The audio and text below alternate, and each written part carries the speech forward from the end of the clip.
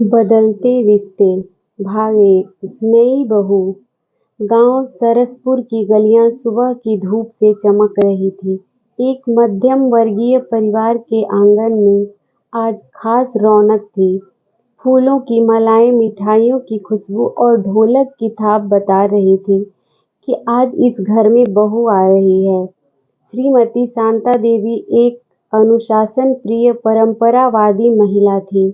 उनके 3 बेटे थे और आज उनके सबसे छोटे बेटे अमन की शादी हो रही थी। अमन ने एमबीए किया था और शहर में नौकरी करता था। उसकी शादी राधा से हो रही थी, एक पढ़ी लिखी, आत्मनिर्भर और आधुनिक सोच रखने वाली लड़की। राधा की आंखों में नए जीवन की चमक थी, लेकिन दिल में थोड़ी घबराहट भी। उसने अपनी माँ से सुना था कि सास बहू का रिश्ता बड़ा नाजुक होता है, कभी मीठा कभी तीखा। जब वह पहली बार घर आई, शांता देवी ने उसे देखकर मुस्कुराहट तो दी, लेकिन आंखों में एक अनकहा आकलन भी था। बहू, सुबह 5 बजे उठ जाना, घर के नियम समय से चलते हैं। राधा ने सिर हिलाया। जी माँ जी। पहले कुछ दिन शांति से बीते। राधा ने कोशिश की कि सबकी पसंद का ध्यान रखे। सासू माँ को सुबह की चाय, ससुर जी को अखबार और अमन को टिफिन। लेकिन धीरे धीरे टकराव शुरू हुआ। एक दिन राधा ने नाश्ते में ओट्स बना दिए। शांता देवी ने चखी और भौहें सिकोड़ ली। ये क्या है? ये तो खाना नहीं, घास फूस है। हमारे घर में पराठे बनते हैं सुबह। राधा ने शांत स्वर में कहा। माँ जी, ओट्स हेल्दी होते हैं। डॉक्टर ने अमन को बोला है कि तैलीय चीजें कम खाएं। शांता देवी की आंखों में नाराजगी थी। तुम डॉक्टर हो या बहू? राधा चुप हो गई। भाग दो दृष्टिकोण। शांता देवी को लगता है कि नई बहू पुराने रीति रिवाजों को नहीं समझती। वही राधा को लगता है कि उसकी पढ़ाई और समझदारी का कोई मूल्य नहीं। राधा चाहती थी कि घर में बदलाव आए, सफाई की आधुनिक व्यवस्था, खाना पकाने की मशीनें और समय की बचत के लिए सटीक दिनचर्या। लेकिन शांता देवी को ये सब आलस्य लगता। एक दिन राधा ने एक ऑनलाइन काम शुरू किया, ग्राफिक डिजाइनिंग का। वह शाम को कुछ घंटे लैपटॉप पर बैठती। शांता देवी ने टोका, घर के काम छोड़कर ये क्या कंप्यूटर में घुसी रहती हो? बहुएं काम करती हैं, ऑनलाइन नहीं घूमती। राधा ने शांत रहते हुए जवाब दिया, माँ जी, मैं घर के बाद ही करती हूँ, इससे कुछ कमाई भी हो रही है। लेकिन शांता को ये घर की इज्जत से समझौता लगता। भाग 3। एक मोड़। एक दिन ससुर जी की तबीयत अचानक बिगड़ गई। अस्पताल ले जाना पड़ा। उस समय अमन शहर से बाहर था। राधा ने हिम्मत दिखाई, एम्बुलेंस बुलाई, डॉक्टर से बात की, दवा लाई और अस्पताल में रात भर रही। शांता देवी उस रात चुप थी। उन्होंने देखा कि कैसे राधा ने बिना कुछ कहे जिम्मेदारी निभाई। कुछ दिन बाद अस्पताल से लौटते हुए शांता देवी ने राधा से कहा, तूने बहुत अच्छा किया, मैं शायद अकेली ये सब नहीं कर पाती। राधा ने मुस्कुरा कर कहा, माँ जी, परिवार तो साथ देने से ही बनता है। भाग 4। रिश्तों की समझ। धीरे धीरे दोनों के बीच समझदारी बढ़ने लगी। शांता देवी ने महसूस किया कि राधा की पढ़ाई, सोच और आत्मनिर्भरता कमजोरी नहीं, ताकत है। उन्होंने घर में पहली बार वाटर प्यूरिफायर लगवाने की अनुमति दी, जो राधा का सुझाव था। एक दिन मोहल्ले की एक औरत ने पूछा, अरे बहू तो बहुत अलग है आपकी, पढ़ी लिखी फिर भी घर में टिक गई। शांता देवी ने मुस्कुरा कर कहा, हाँ अलग है, लेकिन समझदार है। बदलते समय के साथ बदलना जरूरी होता है। राधा ने भी माँ जी से बहुत कुछ सीखा। पुराने पकवान, त्योहारों की परंपराएं और सब्र रखना। नए इम्तिहान। राधा अब घर की जिम्मेदारियों में खुद को पूरी तरह ढाल चुकी थी। शांता देवी ने भी अपनी शक्ति कुछ कम कर दी थी, लेकिन एक अनकहा फासला भी बना हुआ था। दोनों एक दूसरे की अच्छाई मानने लगी थी, पर खुलकर जिंदगी बांटना अभी बाकी था। मोहल्ले की नजरें। सरसपुर जैसे छोटे गांव में जब कोई बहू मॉडर्न हो, काम भी करे और सास से उलझे नहीं, तो बात फैलती है। अब मोहल्ले की औरतें राधा को देख देख कर बातें करने लगी थी। कितनी भाग्यशाली है शांता, जो ऐसी बहू मिल गई। हाँ, पर सुना है बहू तो कमाती भी है और घर भी संभालती है। अब ये नई पीढ़ी है बहन, पढ़ी लिखी है, मुंह नहीं चलाती, काम करती है। शांता देवी को अब ये बातें सुनकर गर्व भी होता था। पहले वह सोचती थी कि राधा का ऑनलाइन काम करना घर से दूर ले जाएगा, पर अब उन्हें लगने लगा था कि राधा का आत्मनिर्भर होना ही उसका सबसे बड़ा गहना है। संकट की घड़ी। एक दिन अमन की नौकरी चली गई। आईटी सेक्टर में छटनी हुई और कंपनी ने कई लोगों को बिना चेतावनी निकाल दिया। अमन टूट गया, उसका आत्मविश्वास हिल गया। वह कई दिनों तक चुपचाप बैठा रहता, बात नहीं करता। शांता देवी को चिंता होने लगी। राधा ने हालात को समझा। उसने अपने फ्रीलांस क्लाइंट्स से ज़्यादा काम लेना शुरू किया। दिन में घर और रात में कंप्यूटर। राधा ने काम का बोझ खुद उठा लिया ताकि अमन पर दबाव न पड़े। एक दिन शांता देवी राधा के कमरे में गई। उन्होंने देखा कि राधा देर रात तक काम कर रही है। आंखें थकी हुई थी, लेकिन चेहरे पर सिकन नहीं। शांता देवी ने धीरे से पूछा, तू ठीक है ना? राधा ने मुस्कुरा कर कहा, हाँ माँ जी, जब तक सब ठीक नहीं हो जाता तब तक रुकना नहीं चाहिए। शांता देवी की आंखों में नमी आ गई। उन्होंने पहली बार राधा के कंधे पर हाथ प्यार से रखा। सास बहू नहीं, दो सहायक। अब घर में कई निर्णय मिलकर लिए जाते। राधा जब रसोई में कुछ नया बनाती तो शांता देवी साथ खड़ी होती, मसाले का अंदाज बताने के लिए। बहू, तेरे पास तो नई रेसिपीज होती हैं, पर पुराने स्वाद का अपना अलग मजा है। माँ जी, आप मुझे सिखाइए ना, दोनों का मेल कर देते हैं। एक दिन राधा ने यूट्यूब पर सरसपुर की खास रेसिपी चैनल शुरू किया। शांता देवी उसका चेहरा बनी। अपने पुराने नुस्खों के साथ वह वीडियो वायरल हो गया।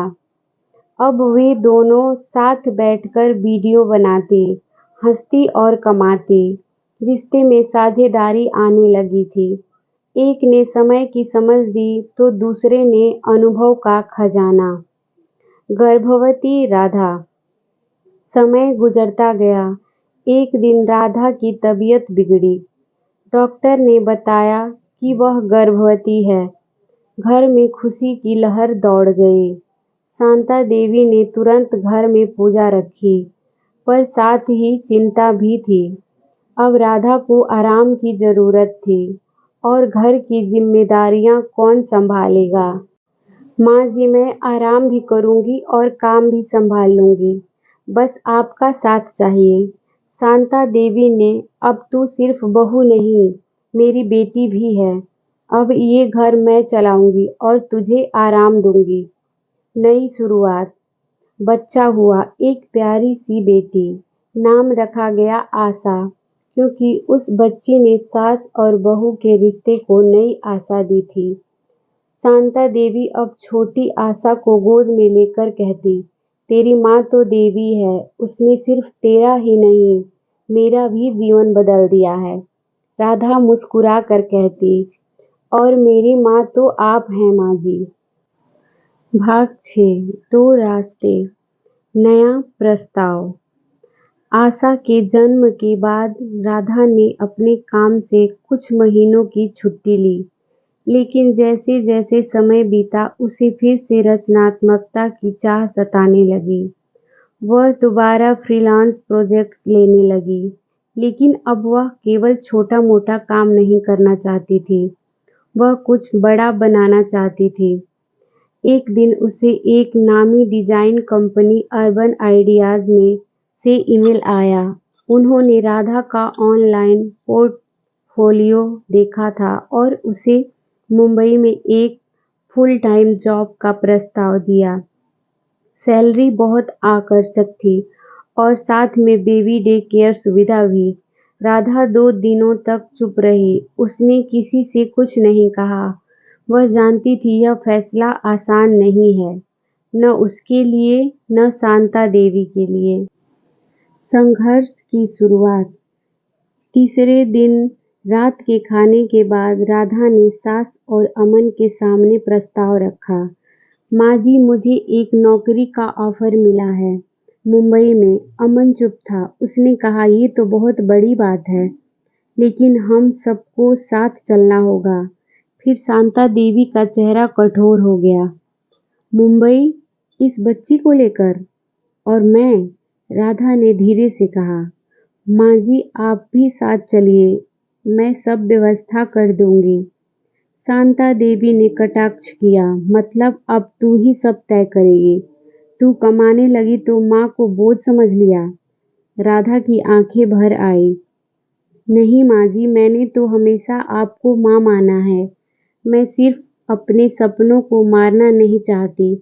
आप ही तो कहती थी कि लड़की को अपने पैरों पर खड़ा होना चाहिए। शांता देवी चुप हो गई। उनका मन 2 हिस्सों में बट रहा था। एक हिस्सा कहता, राधा की तरक्की पर गर्व करो। दूसरा कहता, ये घर, ये जिम्मेदारी, इस बच्ची का बचपन, क्या सब छोड़कर जाना सही है? 3 दिन का मौन। अगले 3 दिन घर में खामोशी रही। राधा ने प्रस्ताव के लिए सोचने का समय मांगा था और वह समय अब उसकी आत्मा पर भारी था। आशा अब 6 महीने की हो चली थी। जब वह दादी की गोद में खेलती, शांता देवी के चेहरे पर थोड़ी राहत आती।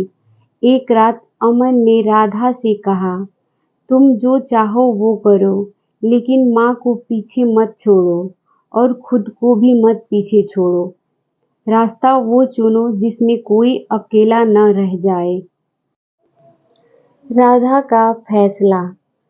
राधा ने अगली सुबह सभी को बैठक में बुलाया। मैंने मुंबई जाने का प्रस्ताव ठुकरा दिया है, लेकिन मैं कुछ और करना चाहती हूँ।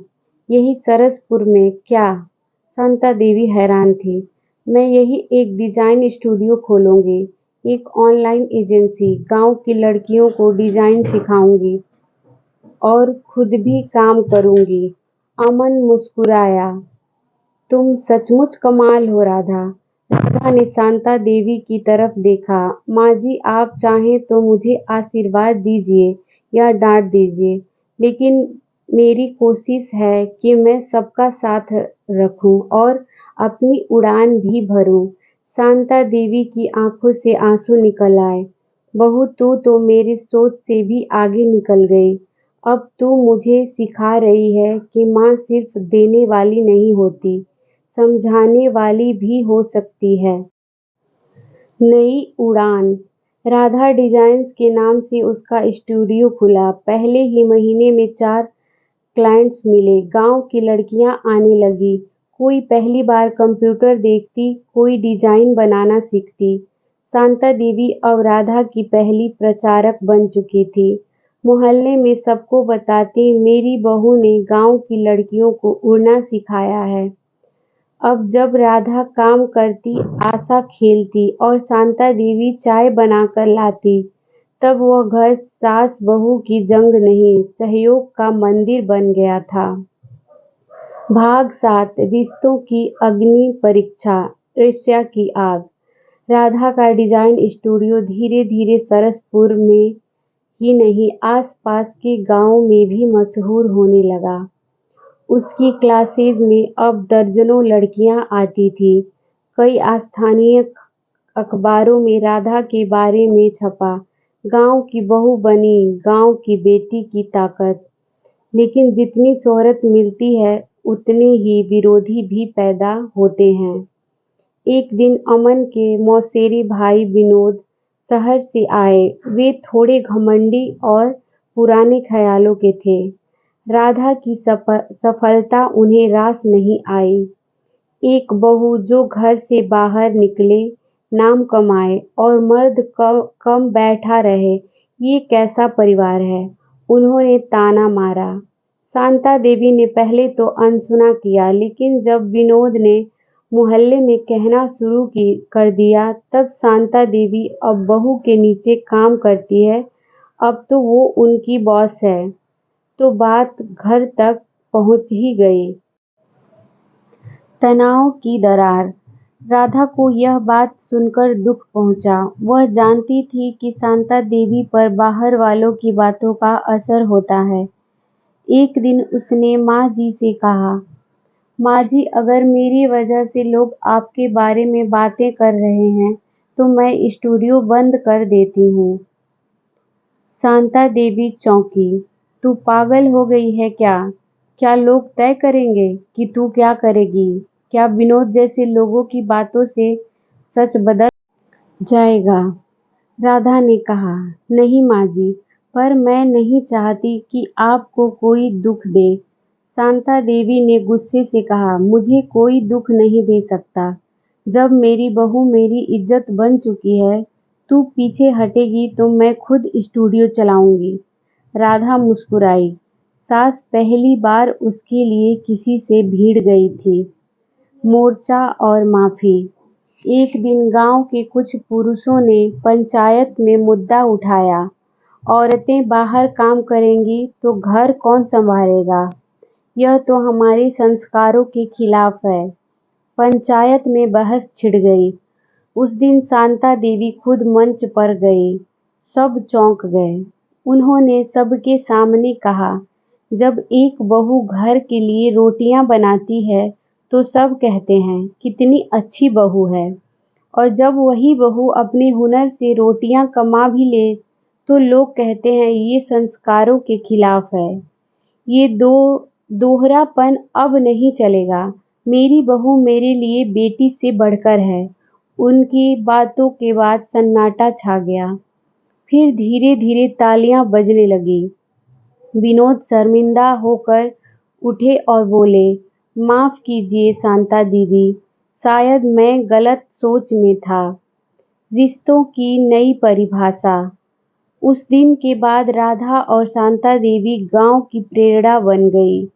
कई सासें अब अपनी बहुओं को स्टूडियो भेजने लगी, तुम भी राधा बहू जैसी बनो।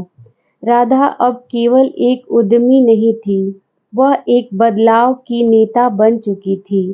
एक दिन शांता देवी ने अपने कमरे में एक पुराना एल्बम निकाला। अमन की बचपन की तस्वीरें, शादी की तस्वीरें और एक खाली जगह छोड़ी गई थी। उन्होंने राधा को बुलाया, यहाँ एक फोटो लगानी है, हमारी दोनों की स्टूडियो के बोर्ड के सामने, ताकि जब कोई पूछे कि तुम दोनों का रिश्ता कैसा है तो मैं दिखा सकूं, हम साथ साथ चलते हैं। राधा की आंखों में आंसू थे, पर चेहरे पर मुस्कान। भाग 8। दूरी नहीं गहराई, सम्मान की सूचना। एक दिन दोपहर को राधा को एक सरकारी ईमेल मिला, राज्य महिला उद्यमिता पुरस्कार के लिए उसका नाम चुना गया था। यह सम्मान उन्हें राजधानी जयपुर में मुख्यमंत्री के हाथों दिया जाना था। साथ ही एक प्रस्ताव भी था, राज्य महिला सशक्तिकरण अभियान की ब्रांड एम्बेसडर बनने का। राधा की आंखें नम हो गई। वह सोच भी नहीं सकती थी कि एक दिन उसे ये सम्मान मिलेगा। एक ऐसी लड़की जिसे कभी शहर की नखरीली बहू कहा गया था, पर इसके साथ एक शर्त भी थी, उसे 3 महीने के लिए जयपुर में रहना होगा। राज्य भर में सेमिनार और कार्यशालाएं लेनी होंगी। राधा की उलझन। राधा कई दिनों तक इस बात को दिल में दबाए बैठी रही। वह जानती थी आशा अभी बहुत छोटी है अमन की नई नौकरी अभी स्थिर नहीं हुई है और माँ जी की उम्र भी ज़्यादा है। शाम को वह धीरे-धीरे बात छेड़ती है। माँ जी, एक ईमेल आया है। शांता देवी ने उसकी आंखों में कुछ पढ़ लिया। बोल बेटा, किस चीज का इनाम मिला है इस बार? राधा हंसी। राज्य महिला उद्यमिता पुरस्कार मिला है। शांता देवी ने ताली बजाई। अरे वाह, अब तो तू मेरी राधा नहीं, सबकी राधा हो गई। लेकिन फिर राधा ने रुकते हुए कहा, पर माँ जी, मुझे 3 महीने जयपुर रहना होगा। घर में सन्नाटा। माँ जी की चुप्पी। अमन तो खुश था। उसे लगता था कि ये अवसर राधा की मेहनत का फल है। लेकिन शांता देवी कई घंटों तक चुप रही। रात को राधा उसके पास गई। आप नाराज हैं? शांता देवी ने कहा, नहीं बेटा, मैं डर रही हूँ। तू दूर जाएगी, आशा तेरे बिना कैसे रहेगी? मैं बूढ़ी हूँ, पर कोशिश करूँगी। राधा ने उसका हाथ थामा। अगर आप साथ हैं तो कोई डर नहीं। आशा भी आपके साथ ही सुरक्षित है। शांता देवी ने धीरे से कहा, ठीक है, तू जा, पर एक वादा कर, हर रात वीडियो कॉल करेगी और हर सुबह आशा की हंसी भेजेगी। राधा रोते हुए हंस पड़ी। पक्का वादा। जयपुर की उड़ान। राधा पहली बार अकेले किसी मिशन पर निकली थी। जयपुर के प्रेस कॉन्फ्रेंस, सेमिनार, इंटरव्यू, हर जगह लोग उससे पूछते, आपको किसने प्रेरित किया? राधा बिना हिचक के जवाब देती, मेरी सासू माँ ने। एक इंटरव्यू में जब पत्रकार ने पूछा, आप सास बहू की कहानियों में झगड़े की जगह साथ की बात करती हैं, क्या ये फिल्मी लगता है?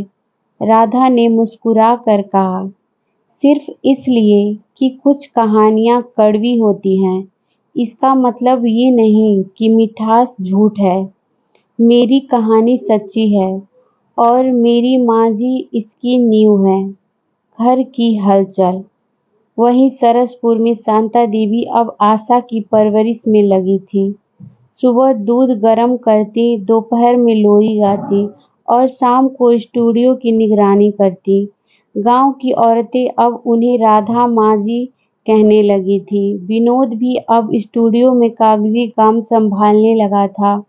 वह सच्चे मन से बदला था। रोज रात को वीडियो कॉल होती। आशा मामा कहती, शांता देवी तेरे बिना घर सूना है बोलती, और राधा जयपुर से जल्द आऊंगी कहती। सम्मान का दिन। अंततः वह दिन आया। राज्यपाल और मुख्यमंत्री की उपस्थिति में राधा को मंच पर बुलाया गया। चमचमाते लाइट्स के बीच उसने भाषण दिया, मैं इस पुरस्कार को अपनी माँ को समर्पित करती हूँ, मेरी सास, जिन्होंने मुझे सिर्फ बहू नहीं बेटी बनाकर घर में जगह दी। उन्होंने मेरा सपना देखा। जब सबने उसे नजरअंदाज किया, तालियों की गड़गड़ाहट में राधा की आंखों में आंसू बह निकले। वापसी। 3 महीने बाद राधा लौटी। स्टेशन पर शांता देवी और आशा दोनों खड़ी थी। शांता देवी ने गले लगाकर कहा, अब किसी को कुछ साबित मत करना, तू अब खुद एक मिसाल है। राधा बोली, पर माँ जी, ये मिसाल मैंने आपके हाथों से सीखी है।